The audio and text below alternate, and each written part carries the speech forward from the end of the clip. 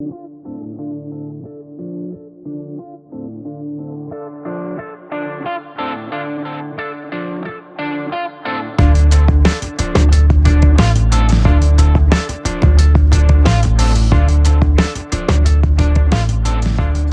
like where you grew up and how you grew up, and talk about the outlets that were available for you growing up. Well, growing up, I grew up on the west side of St. Louis. Well known for a lot of basketball players. I come from a basketball family. Mm-hmm. Uh, Brothers, dad, cousins, uncles, everybody kind of played ball. So my dad introduced me to basketball very early. Put the ball in my hand, probably maybe 4 or 5, and ever Mm-hmm. since then, I've been playing balls. So uh, Mm-hmm. I really went out. I really went on no teams or nothing like that. My dad just always, had me in the backyard. We had a famous alley, for us where all the hoopers came. Everybody from the neighborhood came, and that's where I got my rec from.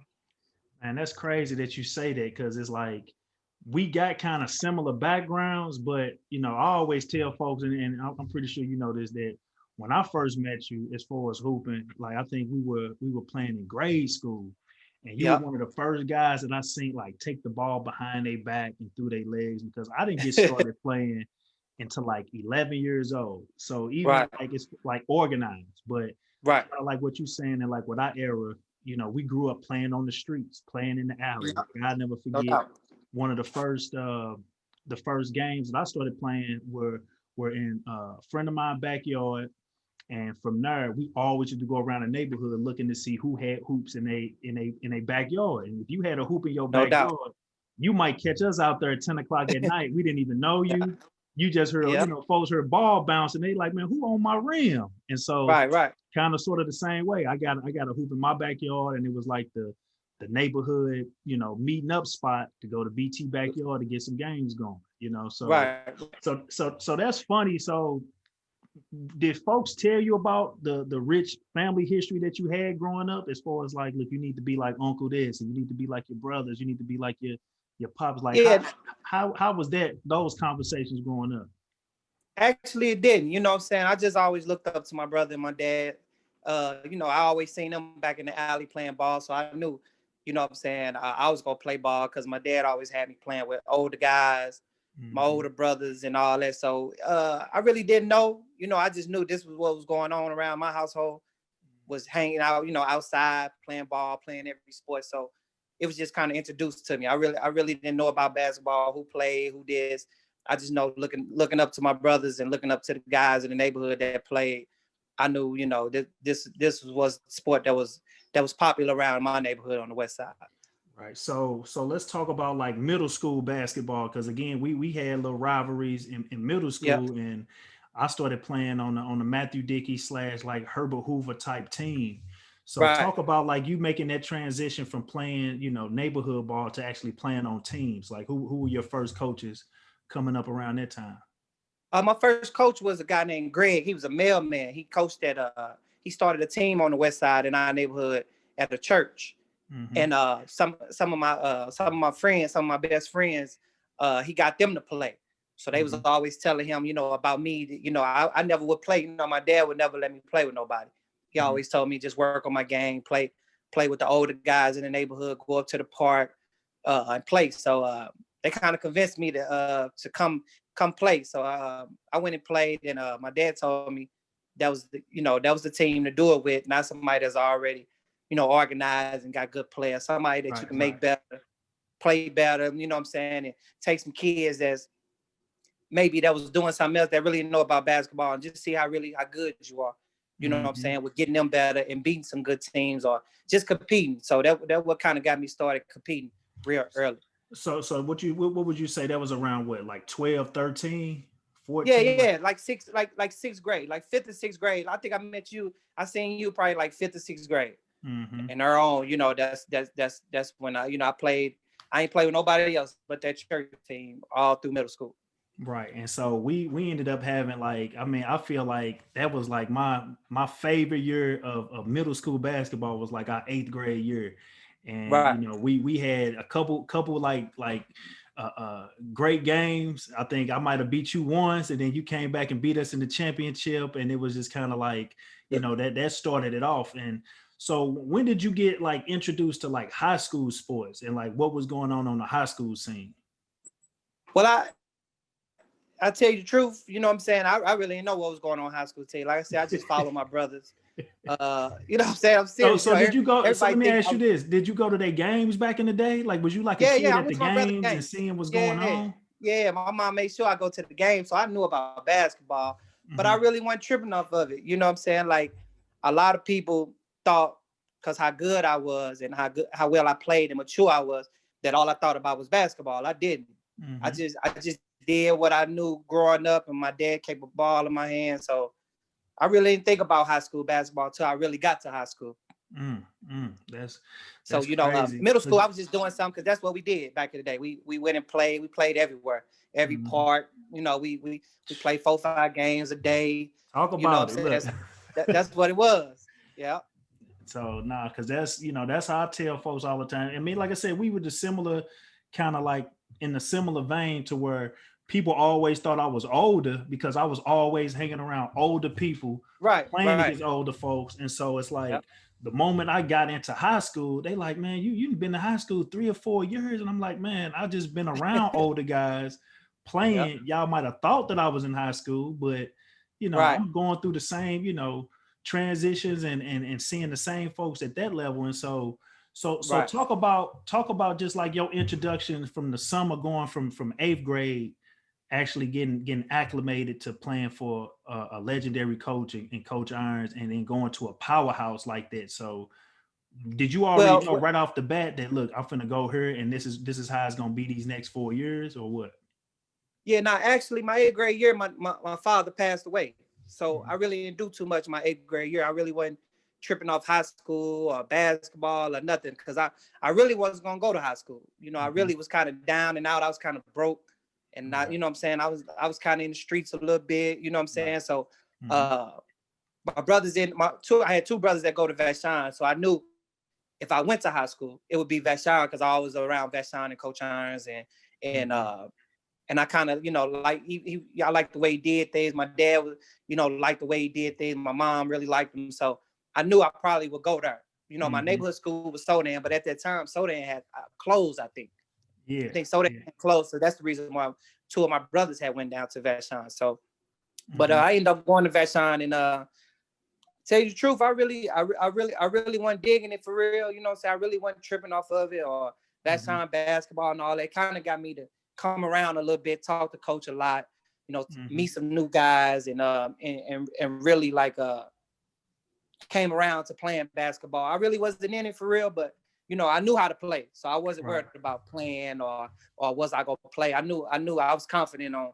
I've been playing basketball all my life, so I knew. But once I got acclimated to it, and once I found out how popular it was, and all the people that come to the games and excitement around it, I kind of came around, and I kind of enjoyed it a little bit. Man, because that's kind of funny that you say that, because it's just kind of like, nowadays it's as far as like Vashon, this historical program that has done all of these things. But, in my era, you was like the pioneer to like basically jump starting it back to its prominence. You know what I mean? Because it kind of had, it went through, I mean, and I followed it because I had people in my neighborhood that, would always kind of, okay, Bryan, you into basketball, I'm going to take you to the real basketball games. Because, we didn't have an NBA team. So going to like a Vashon game, going to see Vashon at like a Normandy tournament or even home games, they wanted to take me to like the local high school, like seeing how folks do it at that level.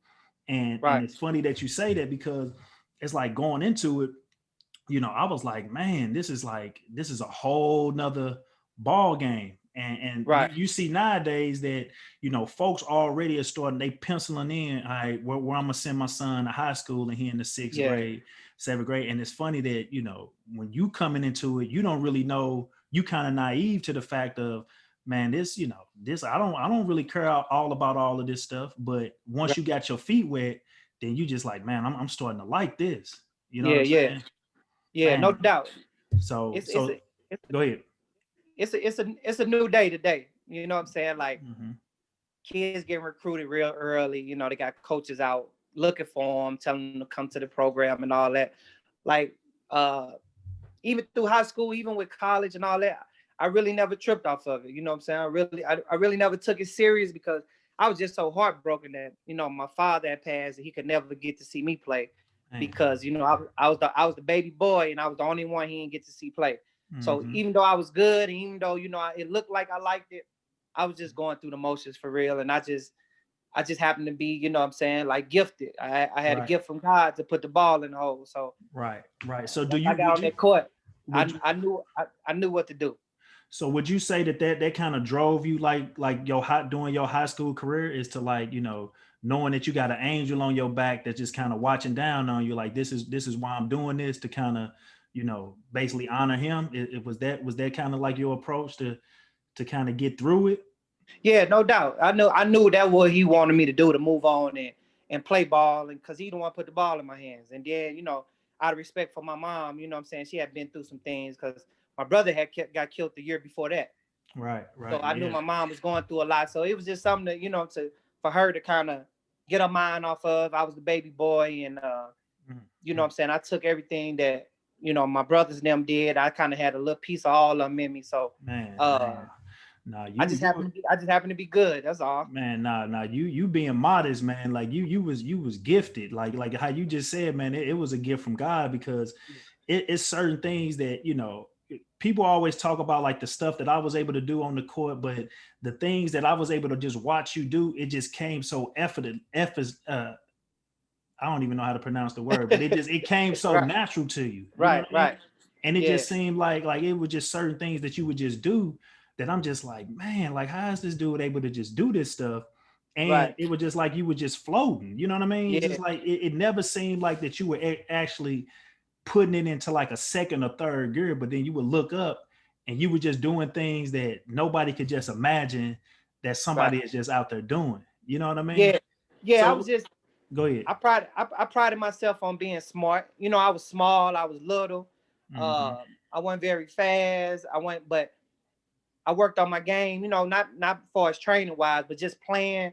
And always, you know, my dad used to always tell me, long as you can change directions fast as a guard, long as you can change directions, shoot it good, be smart, not turn the ball over, you're going to be able to play anywhere you want to play. So I just happened to be a little more mature, smart, and just, you know what I'm saying, just took it in stride. And I could really shoot it. So that's what kept me going a little bit. So just you know, talk about the your first year. Y'all ended up finishing fourth in state. Yep. You know, do you even remember that year of, like, even would you consider it like a freshman type of like you had to go through some growing pains, or you just looked at it as just like, man, I'm out here playing and I'm just an addition to this great team. I'm just adding my little extra piece to it.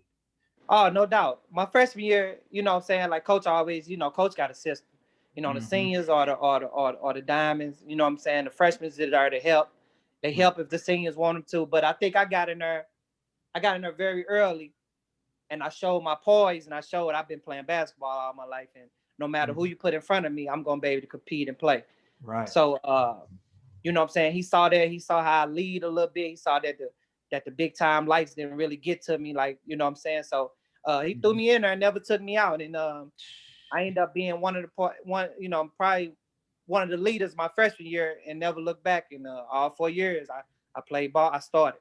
Man, no, just you not only started, like, again, like you transition that program from being okay. I mean, and I'm pretty sure other eras could say that, you know, during the Dave Vashon era, it was like this, but I just remember during our era that it just, you took it to a whole nother level, because here I am, I'm looking at, you know, and I always would compare it to something like a Emmitt Smith, Barry Sanders type of comparison, to where, yeah, I can get a lot of the points my freshman year and do certain things, but you doing that on that big stage, you know what I'm saying, big folks. And so I think even our freshman year, we ended up getting like co-freshman of the year in the St. Louis American. And then I was looking forward to us playing freshman year on the AAU scene. So talk about that transition from playing your first year of high school, then you transition into summer, which everybody know, like summer is kind of like you make your name on the national scene. So Yeah. did you even trip off of that any? Nah, I didn't. I ain't care about summer ball and none of that because I was going right back to my neighborhood and play with the hard heads in the park. Right. Because that's where I got good at. So right. I ain't think summer ball would give me no better than going back to where I started from, because I knew this is why I got here, playing rough, playing in the park, playing against older guys and all that. So I figured I do that, and once I come back, when I play with somebody my age, no matter who, I'm gonna destroy them, because I'm going right back to play with the older guys that ain't giving me no fouls, they knocking me down. That's what I like. I ain't really care about no AAU and all that. Like anybody will tell you, like I ain't care. You know what I'm saying? My freshman year, I could have played 17s for real. Yeah, I remember being in those conversations where I'm looking and I'm seeing like, man, they talking about we gonna go get this kid Shelton and we gonna pull him up. And I'm like, man, you know. So I was like, you know, I tell you a true story. It was, you know, it was about recruiting me wise. All the coaches used to always call me. Mm-hmm. They ain't come see me yet, but they used to always hear about me, how many points I score, how good I play, until they come see me and find out that I ain't 6'5" and 6'6". And they stopped recruiting me. Mm-hmm. But they heard so much, they had to come see me. So a lot of coaches just say, man, I thought you was 6'7", 6'8". He said, I used to come to the game and they point to you and you was 5'9". So, you know, that's just something you tell your kids, man. You know, I really wasn't tripping off no recruiting, no ranking, because if I really wanted to, I really didn't love it for real. If I really loved it, I probably would have been a McDonald All-American, all that. I'm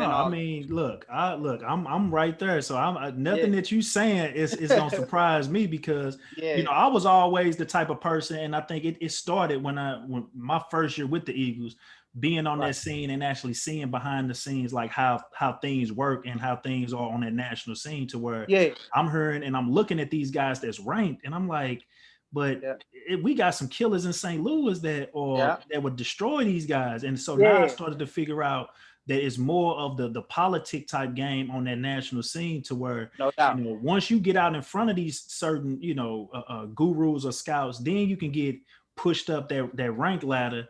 But like I always knew that, you know, and we started to see that a little bit more, even again going into sophomore year, us getting invited, you know, to certain camps and then coming back and being able to destroy around St. Louis. But then it's just like, man, why are we not getting that love on that national scene like that? So just, you know, so we transition from freshman, and so high school year, sophomore year, y'all start off real young. Yeah. Right. Did you anticipate the season going the way that it went? Because y'all had some hiccups at the beginning of the year. Y'all was able to pull it together. Go ahead. Yeah, no doubt. And we was small. We didn't have nobody over 6'3", but all of us was very skilled though. Mm-hmm. And I knew it just it wouldn't be long before we start clicking together, and because all of us could shoot, dribble, pass, everything. So and y'all was hungry too. Y'all was like dogs. Yeah, we was hungry, and everybody looked down on us because we were so small. But coach took us all over he always took us all over the country to play all kind of different teams, big, small, fast. So we had seen it all. Mm-hmm. So you know, I think the game that really kind of we played Bryan Cook up in Illinois. And all of them was like 6'8", and we ended up beating them. I mean, we walked them down, and I think that's when we really came a team and came to see, like, you don't have to be big, fast. You just got to be smart. You got to take care of the ball, and you got to play together. You beat anybody. Because what was he at a school called Lincoln? Yeah, I think he was at Lincoln. It was something like Lincoln or something. But he ran the point, and he had about 3 other 6'8" people with him. Mm-hmm. Yeah. And we took them down to the wire, and we ended up getting them. And we found out that we play together, and we do what coach say, and we execute. Hey, you could beat anybody. And that's just like today. You know what I'm saying? I take a group full of people that play together and play hard over talent any day.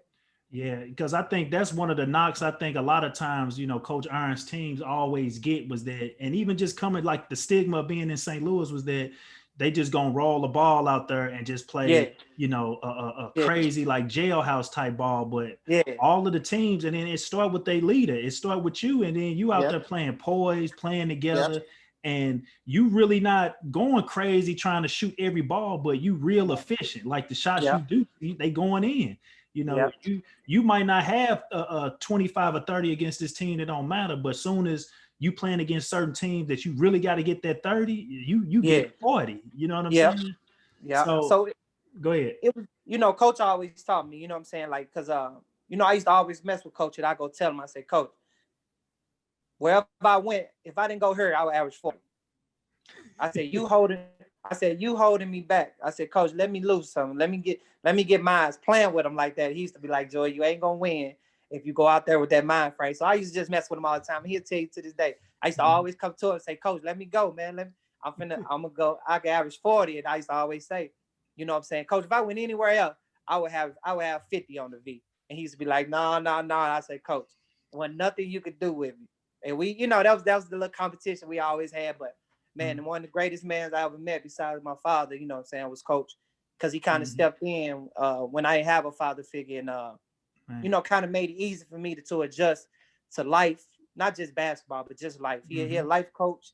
He a best friend, you know what I'm saying? And he teach you how life gonna be once you leave there. Man, and then you pretty much kind of summed it up and said it all, because like that's what we try to do now. We're just trying to give back. And, you know, just coming from those type of situations, you know, you have to be more than just X's and O basketball coach to a lot of kids out here. And just you seeing it firsthand, where even you can come back and talk about and tell your testimony to even like the next couple generations of superstars, to where, you know, you like, look, this is what's going on and life gonna hit you at some point. You know what I'm saying? And so teaching life through basketball. And so even making that transition. And I just want to kind of talk about, you know, like going into like your senior year, because we kind of jump all over the place. There's so much history that you have. And it's like, you know, we could talk about like our summers that we spent together going to the Nike All-American camp and just seeing it. And you like, man, this ain't where it's at. I'm ready to go back home. You know, to see like how it's people out there that's not really on your level, but they may get all of the accolades and all of the attention and all of these different things. So going into from your junior year, you guys finished second. What was the mindset of finishing second your junior year and saying, look, I'm about to come back my senior year and prove a point? Yeah, well, my junior year, we were still young. We had just got Jimmy, Nick, and Boone them in. So we was younger. So I had to really take on the role of like being the oldest one and really kind of guiding these, you know, young guys to just teach them how to win. You know what I'm saying? Right. Like I said, again, coach took us all around the world. We was young, you know what I'm saying? And he just taught me how to win. He just taught me how to guide them, how to talk to them. He always, in practice, he always put me with them against the other guys like Jesse and Arnold them that was kind of older than them, but just to show them how to win and compete and show them what it takes, because he was always a big believer on showing his teams that he gonna have after me how life was gonna be without me. So he always, one time my senior year, not to jump ahead, he left me on purpose. We went to go play Peoria Manual, and Peoria Manual was ranked in the country. We was ranked in the country. He left me. I was a little late. He left me just to show them, like, I want to see how y'all gonna play without Joy. You know what I'm saying? So coach was always like X and O's. He was always like playing games, which is just to see what you're gonna do. But my junior year, he really taught me how to lead, because I was the oldest, and he just taught me how to like I said, how to win, how to control games, how to control the tempo. And he said, you're not gonna, baby, I know you can score 40 at any time, but you're gonna have to learn how to make these younger guys roll with you and do anything for you, and you'll be okay. And that's what I did. I wasn't really vocal, but I showed on the court, you know, and they believed in me, and they'll run through a wall for me. Yeah, because I mean, a lot of folks, you know, and I think a lot of times coaches think that you have to have a leader that's this rah type of guy that get up in your face. Some leaders lead by example, just by doing, you know. I coached a kid that's playing for St. Louis U right now, Yuri Collins. He wasn't always the rah guy, and we always used to have to tell him, man, would you say something? Would you open your mouth? Would you? But you know, you put the ball in his hand, he gonna do something special, and then as players that's playing with him, he's gonna raise your level of player, because you don't want to be the person that's letting him down because you see him playing hard. You know. And Right. is And that then what started to happen like your senior year? Like folks really didn't want to, they see the level and the intensity that you bring, and it's just kind of like, man, we got to step our game up yeah. because Well, this dude on see, a whole nother level. yeah, that was the main thing. They knew that I was the best player. Like they knew I was the best player, hands down, not just on the team, but probably just around that they seen because Right. I came in practice and I came in game nonchalant, and they seen how good I was, even not even playing hard. Mm. You know what I'm saying? Every day I beat them in practice. Every day they seen me in the game. They seen how good I was. So that's just showing them, like, without saying nothing, like at any time, you can never beat me. I'm gonna win every shooting drill, every free throw drill, every one-on-one drill. That's how you make the younger ones better. And you know, Mm-hmm. my like to this day, me and my brother Jimmy McKinney said, you know, I tortured him every day. I tortured Jimmy every day. Not no matter what we did, no matter what drill we was paired up, I tortured him every day. And Jimmy took everything that I showed him and everything, you know what I'm saying, that we learned and we played together. And he kept it going when I left. And that's just a testament to show, like, really, I had a legacy, but really Jimmy was my legacy for real because I didn't take it serious and I didn't really want to do nothing. But Mm-hmm. you know what I'm saying? He looked at everything I did and took everything, you know what I'm Right. saying, and strive. And to this day, I Mm-hmm. tell him like Jimmy McKinney was my legacy. Nah, it's more than that though, Joe. Like you got a whole legacy of people that like I said watch you, and I know you. Yeah. You know you a humble guy, and you know Yeah. you know you soft spoken to the degree where you don't really you want folks to go back and do their research and actually Yeah. find out. Like Yeah. man, you better go back and really Yeah. do your research on who got this thing going. And I Right. think Right. I didn't really see it and really I mean I saw it because I was right there next to you. But Right. when we made the transition, and well, let's just talk about the transition. You graduate, you win state your senior year, you go Yep. out on top. You finish fourth, third, second, and first. Yep. You go out as one of the all time greats in the St. Louis area, one of the most winningest players in the St. Louis area, and then Yep. you make the transition to college to go to SEMO. Yep. Talk about that process, and then even in the recruiting process where Coach Lowry, that's at K-State right now, was able to pay attention to you and recruit you and help bring you down to SEMO. Yeah. Well, see, when my senior year, when I came out, I was pretty much getting recruited by everybody, but I got in a little trouble. You know what I'm saying? You know what I'm saying? And a lot of college backed off of me. Mm-hmm. You know what I'm saying? And they seen because a lot of things that I was supposed to go to, like camps, and like I didn't show up to. I won Mr. Basketball. I didn't show up to that ceremony. I didn't show up to a lot of things, so I already had like a name that was kind of like they didn't know Yeah.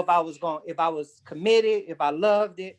And Right. then I got in a little trouble. Yeah, I got in a little trouble, and a lot of schools couldn't accept me on campus, without going through a lot. And I wasn't gonna Mhm. waste their time because one thing Right. about me, I was out front with them. I was like, listen, I Man. understand what you're saying. Like, but Coach Lowry kind of stuck with me. I kind of got attached to him, and Coach Lowry asked me like, do I really want to try it?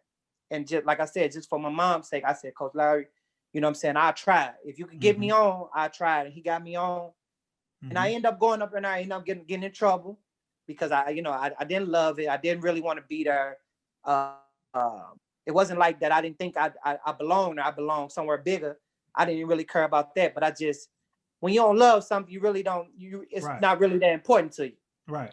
So you just really going through the motions. But I end up playing a little bit. And a true story, you guys, Coach Lowry, we had two good guards there. And they end up going play overseas and all that.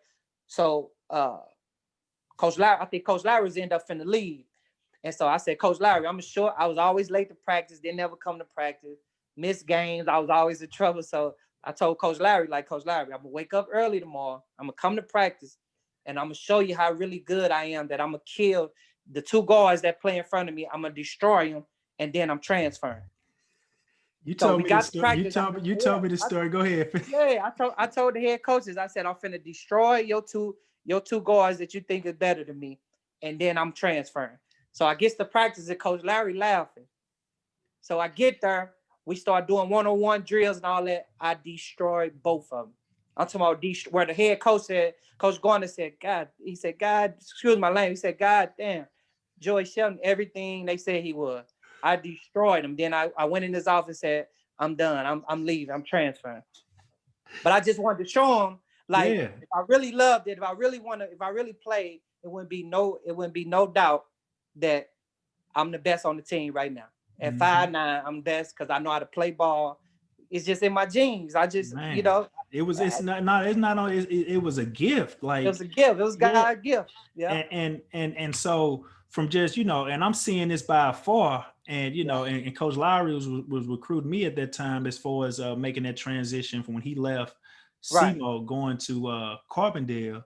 Yeah. And so I'm at Mineral Area, and just by man, he my roommate, and we see we hearing these stories, and I think I may have reached out to you a couple times seeing how things are going. And so I didn't really know that even the next year after I graduate, you go down to Mineral and end up being an All-American. So talk about that, going to Mineral Area from SEMO, like you said I can kill and destroy at will, and I'm gonna go down here and show everybody, look, I'm one of the best guards in the country. Yep. I after SEMO, I got into a little trouble at SEMO, and I had to sit down for a minute. So I ended up coming back, but I was being done with. I was done with school. Period. I tried it. I told my mom. She was she had forgave me. She had said, well, it's time to move on. It's time to go to the next chapter. But Coach Tate, Corey Tate, what I'm saying, we from the same neighborhood, and he had the job down there. He was assistant coach, and I knew you was down there, so he used to always come through the neighborhood. And I'm on the corner, no lie. I'm on the corner. I'm in the neighborhood. I'm in the park. I'm doing what you do in the neighborhood and all that. Corey Tate used to always ride by because he had a house in the neighborhood, and he always rolled by like, man, come on, you got to get off these streets because. And I used to straight tell him, Tate. I used to say, Tate, listen, this is what I do. You know what I'm saying? Like, I don't love it that much. I'm not finna waste your time, and I don't want to waste my own time. Right. And he always stick with me, you know what I'm saying? And one day he came by, and I was kind of tired of living the street life and doing everything. And I was just like, all right, Tate, come on. So Tate picked me up. I no lies, true story. I ain't have no clothes with me or nothing. I said, if you're gonna take me right now, let's go down there. He ended up getting me. We stopped by my mom's house. I told my mom I'm finna go with Coach Tate down to college and play for him and all that. So Coach Tate took me down there. I ain't have nothing. I just kind of went with the flow, and I was just blessed once I got like I said, once we started playing ball, I ended up being at one time the number one player in junior college. Out of shape too. I was out of shape. I was out of shape, and the number one player in junior college. Because look, I'm seeing this, and I'm just like, hold up. I'm like, hold on, man. This dude Jordan straight missed the whole year playing, and he come down there, and look, here go the crazy thing is that so the my sophomore year I finished third in the I guess player of the year voting, and I think we may have missed winning the conference or missed winning the region by like maybe 1 or 2 games, because I remember like when we played Mobley, they had Quintel Woods, a guy that ended up getting drafted by the Knicks. Yeah, there was a couple other guys that they had, so they were like a pretty big time team. No doubt. I remember going on a visit there and seeing all those guys, and so I chose Mineral over Mobley. And I think them guys kind of had like a little animosity, like, oh, we're gonna show you type stuff. So we ended up losing that game, and I think that kind of hurt me in the winning Region 16 Player of the Year. But then I come back the next year, and then I see you destroying throughout the region, destroying throughout the conference, and you turn around and I think, did y'all win the region? Yeah. Won the region, won the conference, ranked in the country, and then you win Player of the Year. Yep. Yeah. Man. Region 16 Player of the Year. Yep.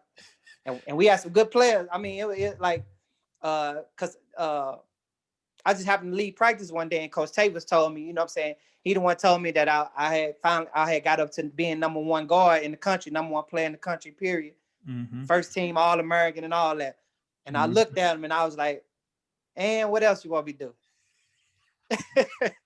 So me and Tate had a funny relationship. Like in timeouts, Tate be drawing up plays. I look at him and say, really? And I say, Tate, come on, man.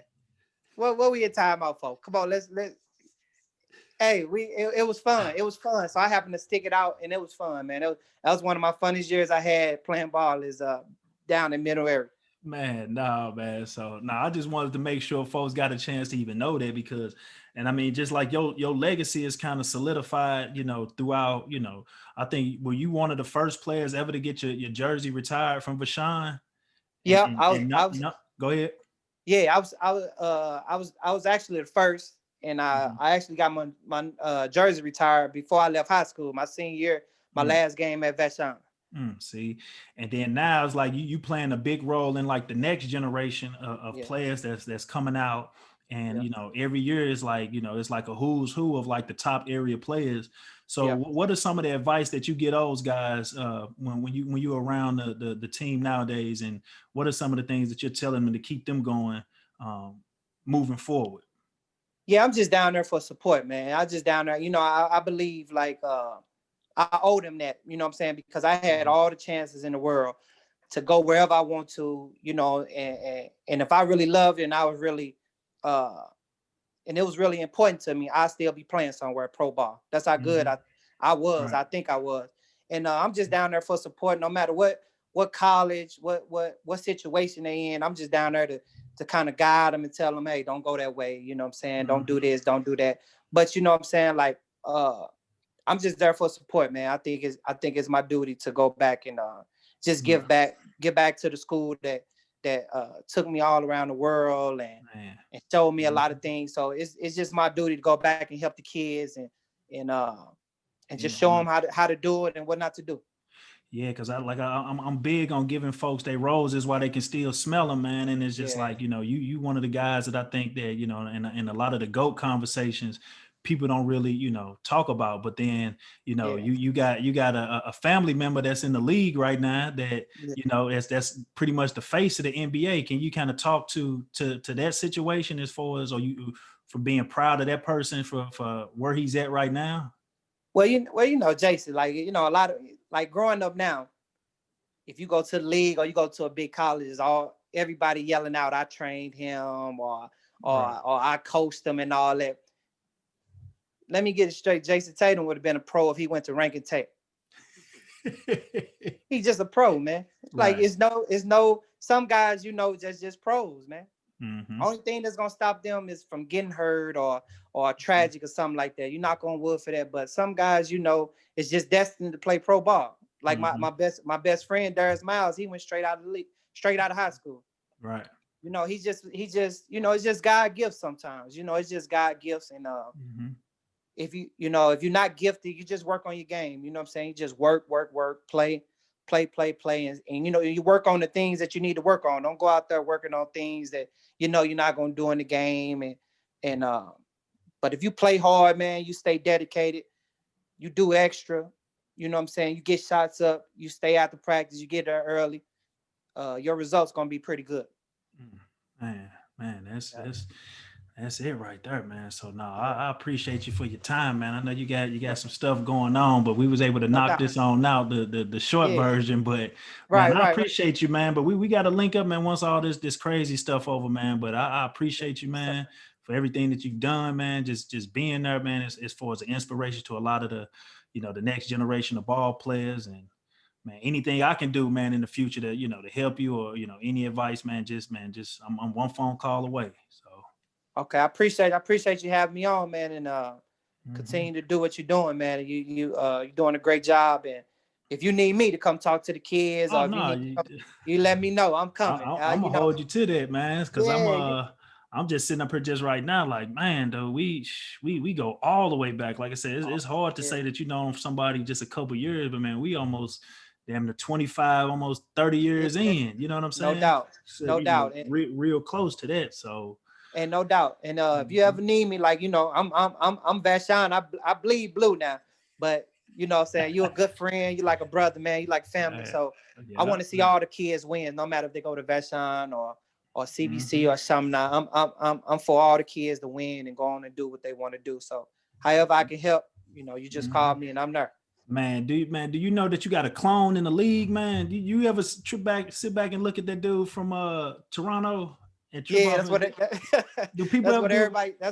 everybody say. Like, just I'm dead serious, man. Yeah, like, that's what everybody say. Yeah. Jimmy called me. Do you see your game in that?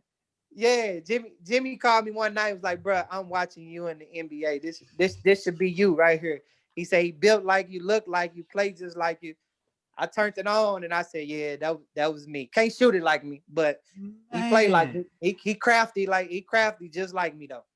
But I'm like, that's funny. That's why I'm like, dude, I straight see this dude straight in the league right now. Yeah. Shoot that video.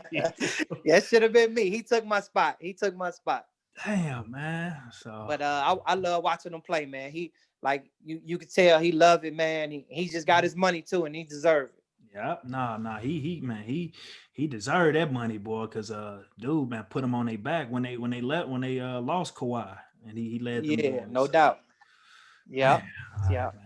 Well, tell everybody I said what's up, man, and I'll let you hear this and because this gonna be so dope, man. When folks, Yeah. I might put this mug out tomorrow, man. Can I put it out tomorrow, man? Man, you can put it when you can do what you want with it, man. It's yours. It's man, yours. because I'm like, man, when folks hear this, they gonna be like, golly, man, you got Joe on, man. So, yeah. Because I don't come out for anybody. I'm gonna end up